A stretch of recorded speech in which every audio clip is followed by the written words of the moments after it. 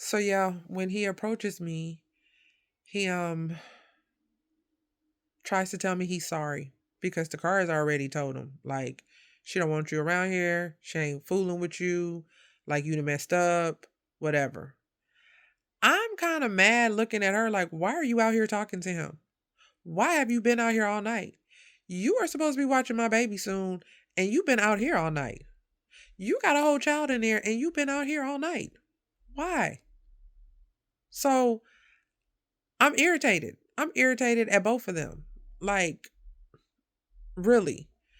And as he tries to talk to me, I stopped him dead in his tracks and told him I didn't want to hear nothing he had to say, that they both came and told me exactly what he said, what he asked, that it was crazy that he would ask something like that it was so disrespectful for him to call her a hoe.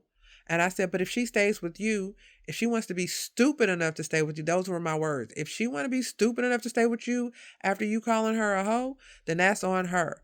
But the fact that you tried to tell my husband to keep something from me is crazy. I will not accept that. I am not okay. I do not want you at my house. And he went to ask me, and I know he went to ask me like if he could come over if I wasn't at home.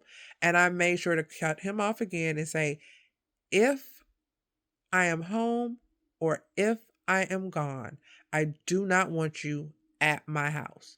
I said, do you understand that? He said, yes. I turned to the car and asked her, do you understand? I do not want him at my house. I can't control the apartment complex, but I don't want him in my house. I don't want him on my patio. I don't want him in my house. She said, yeah, she understood. That Tuesday, I went to work. That Tuesday, now, something I didn't say is we all have a schedule. Okay? We all have a schedule that we stick to. I go to work, like I said, about 7:30 ish. My sister in law works at a hospital at this time, so she goes to work for the 3 o'clock shift. So she normally leaves about 2:30 ish at the latest, about 2:15, so that she can be at work. Um, Jay goes to barber college, and he's normally gone about 9 or 8 o'clock. Normally about 9 o'clock that he's gone. So it's typically I leave first, then Jay leaves, and then at later on in the afternoon, my sister in law leaves. Okay. Now, my sister in law leaves, like I said, about 2:15 ish. Um, I normally come home by about 3:30. 3:30, 4 o'clock, I'm home because I may leave at 3 o'clock. I may leave at 3:30, but I'm typically home between 3:15, 4 o'clock ish. That's my normal routine. This day in particular, I came home early. And I wanted to come home early because I wanted to see if she had him in my house, if she completely disrespected me. And I felt like when I tell you I was mad at her, I was mad at her for waking me up the night before, messing with my sleep. I was mad at her for being outside, on sitting out there talking to him all night. Like, after you said you didn't want to be with him anymore. So I was very clearly irritated. So I just knew in my fury that she was going to have him at my house. I just knew it. So I left work early.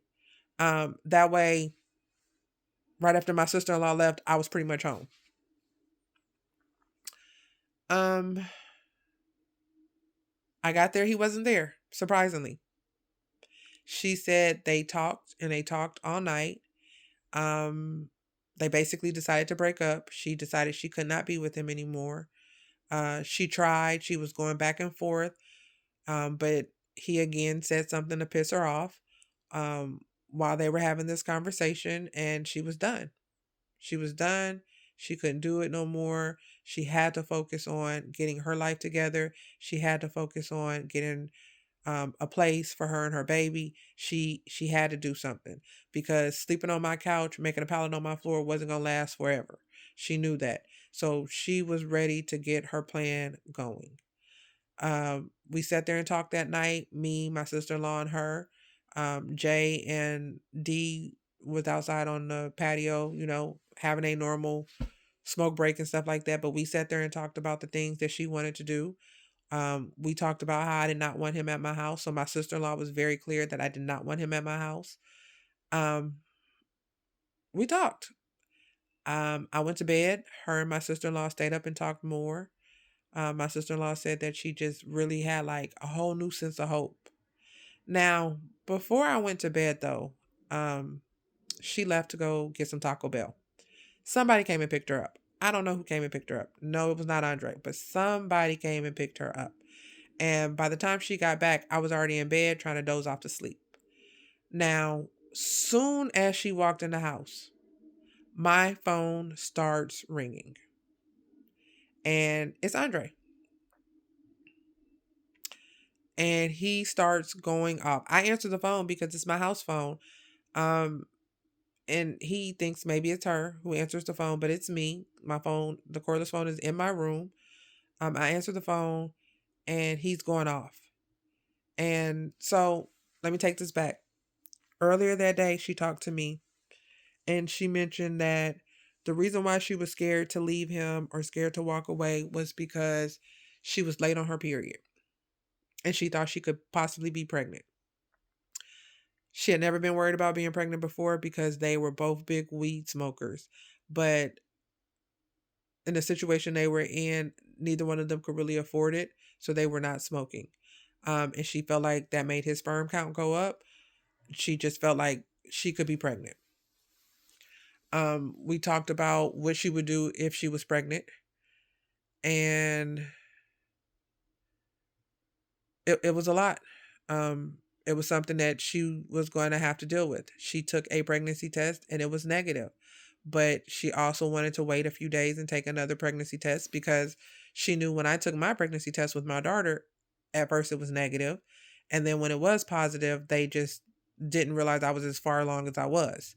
So she could have had a false negative. She went to take another test in a few days. So go back to him calling after she came home from Taco Bell. And when I answered the phone, he's going off. And he was like, "Yeah, did you tell her? Did you tell her you pregnant? Did you tell her it's his baby?" And I was like, "What are you talking about?" He was like, "Did you tell Mary?" And I was like, "This is Mary, you moron. Like, what are you talking about?" He was like, "Yeah, Takara pregnant. And she pregnant by your husband." And I was like, "You sound crazy." So if she's pregnant by anybody, it's you. But you sound crazy. And I hung up the phone. I then called her and told her, "Come get this phone. Because if he calls me and wakes me up all night," because he continued to call, he would hang up, call. I was not answering the phone. So I had her come get the phone. "You deal with this. I don't want to deal with this." And I went to sleep. The next morning, hmm, Wednesday, January 22nd, 2004, the worst day of my life. I can't think of another day that was worse than this day. It was literally the worst day of my life.